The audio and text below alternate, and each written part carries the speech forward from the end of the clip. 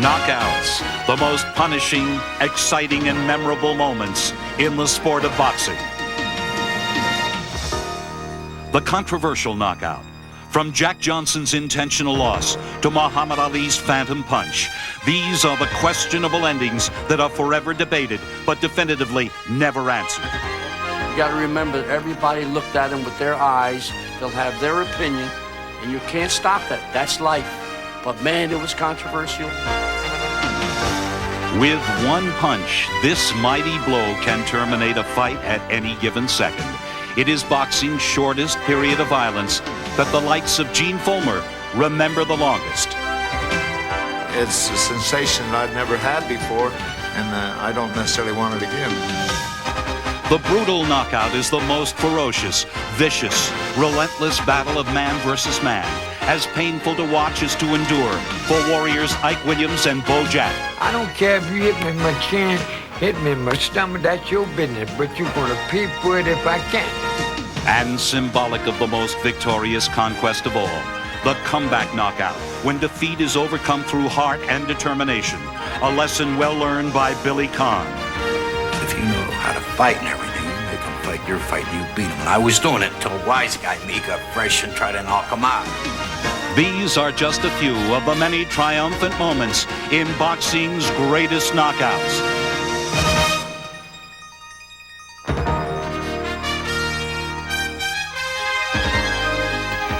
Knockout, more than just a shot in the head.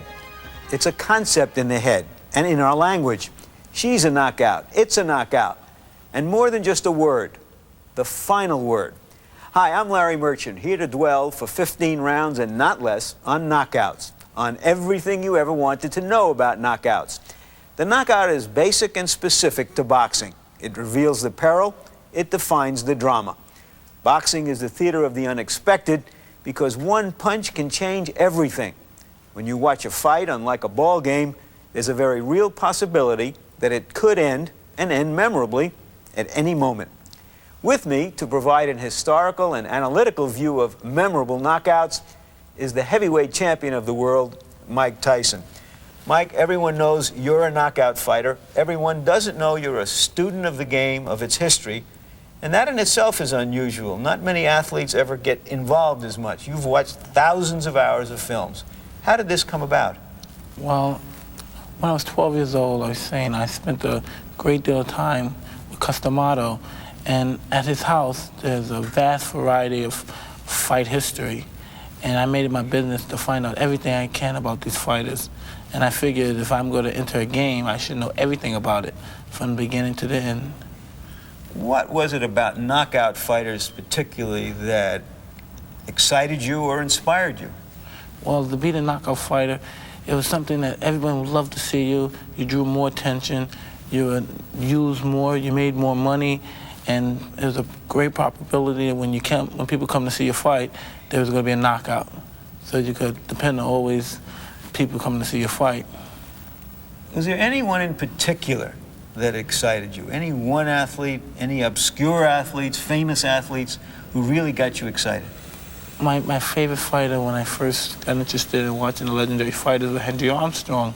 To watch someone so small, from 122 pounds, move up to 147 pounds and win all three titles simultaneously, and that meaning he has to jump from weight differentials from 47 to 35 to 22.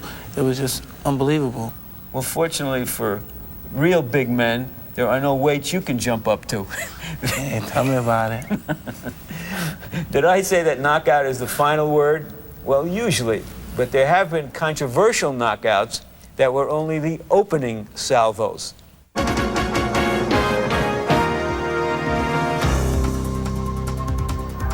As early as 1900, controversy has surrounded boxing. In this second attempt to ever successfully film a fight in artificial light, featherweight champ Terry McGovern took on one of boxing's earliest and most dominating black fighters, Joe Gans. In the second round, Gans suspiciously went down a total of 5 times, later admitting that he had indeed thrown the fight to satisfy the betting whims of his manager, Al Herford. boxing had suffered a terrible black eye, and the city of Chicago would not host another title bout for over a decade. There are few featherweight champs who have been as successful as Willie Pep. In 1954, when he fought the much lesser experienced Lulu Perez, Pep had only 6 defeats in 190 fights. In the second round, Pep hit the canvas not once, not twice, but 3 times, losing by the 3 knockdown rule. For Pep, this should have been a simple stepping stone towards regaining the title. Prior to the first bell, Pep received a warning from the Boxing Commission because of circulating rumors that he had not come to fight. Experts felt that Pep should have easily won. Nonetheless, this great featherweight was never allowed to fight in New York again.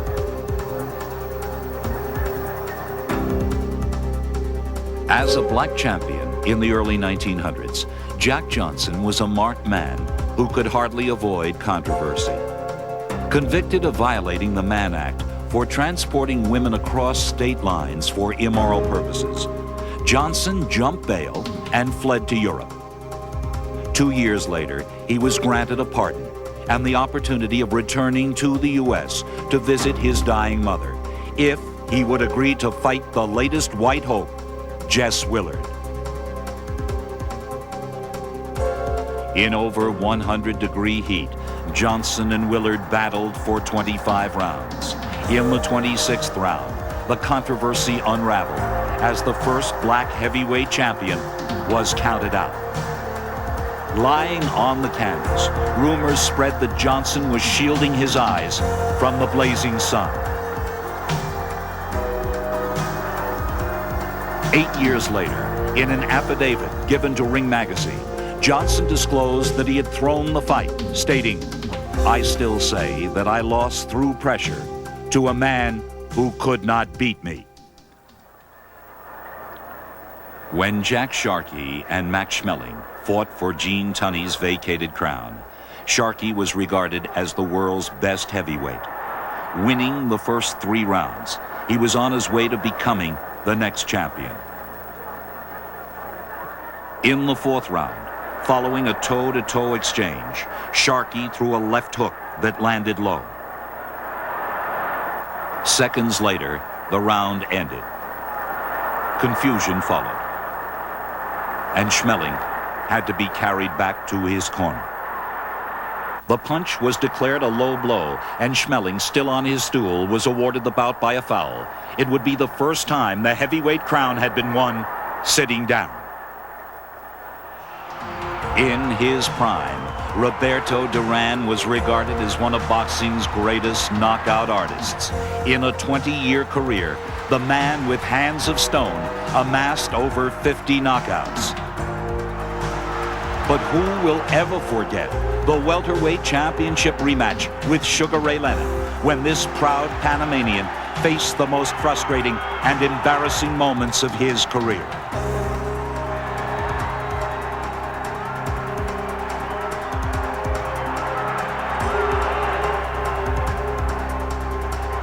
In the 8th round, the macho Duran shockingly turned his back and spoke the now famous words, "No mas, no mas." Leonard was awarded the crown by technical knockout, and fight fans would question forever the motives of this great warrior. Controversy, dynamite. I love it because it creates interest. People want to see some more. So that's great for boxing. I love it. Sonny Liston was hitting guys with jabs and knocking his teeth out. He was the biggest, the toughest, the meanest fighter out there. And he was fighting this little kid who had a gift of gab, who bounced around pretty good. And, you know, people didn't give him a shot. The little kid with the gift of gab was Cassius Clay, a 10-1 underdog when he fought Sonny Liston for the heavyweight crown. By the 7th round, a severe cut and injured shoulder prevented Liston from fighting on. I don't have a mark on my face, and I upset Sonny Liston. thus marked the beginning of one of boxing's greatest champions and controversies. The controversy created the other match. Something wasn't supposed to be. We had to find a town that could house it. And lo and behold, we found Lewiston, Maine. And what the heck, I'll tell you one thing, the lobsters were great there. Yet days before the rematch, the conditions were anything but ideal. Malcolm X had just been assassinated, and people were wondering now if Muhammad would be assassinated, because at the time, as I remember, he was known as Cassius X. And on Saturday before the fight, Liston had his last workout, and he looked awful. He was going to jump rope, and he couldn't jump rope. He got his feet tangled in the rope all the time. And we said, this guy's going to fight for the title? There was so much controversy going on at that second fight, I paid no attention to nothing. We had Walcott, you know, the greatest guy alive, was the referee, solid citizen. So everything was there. Not there was experience. This would be the first and last heavyweight title fight Walcott would referee. Well, first at the top of the belt, we went to the guy and showed the guy, hey, I'm the boss. But if you noticed, if you look at the film, he slid away from the guy. He didn't go straight at the guy. This is the thing you don't do. You don't meet force on force. You meet it with your talent, your ability, the ability to slide side to side, the ability to stick it in, don't take the other guy's punches. Muhammad kept picking, and what happened, Liston kept following him around the circle. Well, Liston followed him ring around the rosy. Now, during the time he was following ring around the rosy, Muhammad feinted left, went right, dropped the right hand over when the guy missed the jab, and the guy got hit with a punch he didn't see. They're the kinds that hurt. You know, those poor guys that went out and bought a hot dog, poor guys that were drinking on a beer or something, they didn't catch that punch. But believe me, the punch was there. There was great confusion in the ring. Liston went down, he rolled over. Ali stood there and taunted him, wondering why he was suddenly down after that punch. Muhammad goes into the war dance bit. So naturally, Joe Walcott, the referee, is trying to get my guy to a neutral corner. So in the interim, he's missing that the count is going on. The knockdown timekeeper's going 1, 2. Joe didn't pick up the count. Muhammad wouldn't get away from the situation. He started bang, bang, bang. Started throwing those flurry of punches. Meanwhile, Mr. Walcott went to the timekeeper, and the timekeeper told him, hey, it's all over. As soon as the fight was stopped, the fans started chanting, fix, fix, fix. Some people thought it was a solid punch. Some people didn't. You gather as many opinions as you could, and everybody seemed to have a little different version. If he did fix that fight, or was paid to fall down, let's say, he took that secret with him to his grave, because I saw him 2 years later in Las Vegas. I asked him, you know, people still talk about the Lewiston fight, and what is your version of it now, 2 years later? And this is what he said. He said, it wasn't that hard a punch, but it partially caught me off balance. And when I got knocked down, I got mixed up because the referee never gave me a count. I was listening for a count. That's the first thing you do.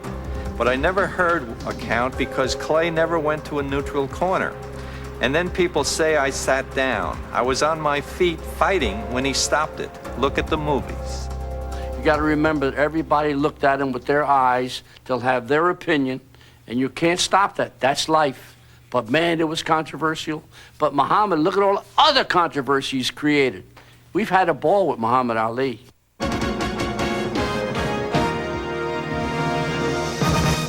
Larry, I watched this film at least 100 times.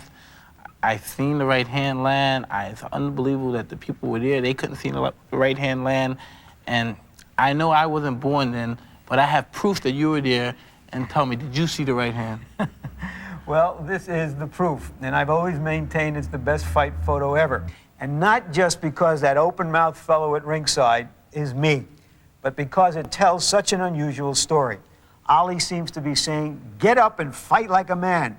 He senses that Liston has deprived him of his just due by losing so willingly.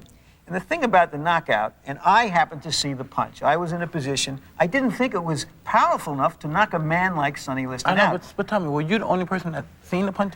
Was there anyone that came to you and said, I seen the punch also? Others saw the punch, or they saw what looked like a punch. but they couldn't tell that it had that kind of impact on a man to knock him down. And remember that Ali was not a knockout fighter as well. But there was such hysteria around there that actually people on the way into the arena were frisked for weapons. Women too? Even women. They opened women's handbags to see if they were carrying something in there. Remember, Ali was a revolutionary figure, of so much bombast to him, and as well, he had just admitted that he was a black Muslim, and at the time, the black Muslims were considered a violent, hostile, revolutionary kind of force. So for our generation, this was really like the Dempsey-Tunney long count of old, the greatest controversy maybe in boxing history. And if you're wondering why that isn't in our show, why it got cut, it's because it wasn't officially a knockout. As our superimposed clock shows, because Dempsey didn't immediately go to a neutral corner after the knockdown, Tunney was down for 14 seconds, but he could have gotten up at the count of 8 or 9. It wasn't a knockout. Most knockouts are neither as controversial nor as easy as the one that Ali had over Liston. Most of them show how brutal and often how brave fighters have to be.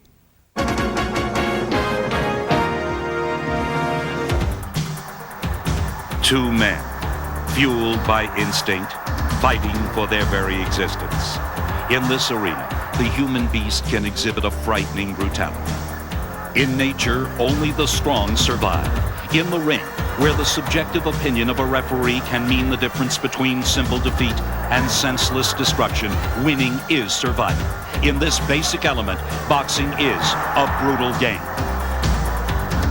Intent on escaping the common labors of his Colorado home, Jack Dempsey toughened himself into a fighter, but after a long and somewhat undistinguished career, was anxious for more stimulating competition.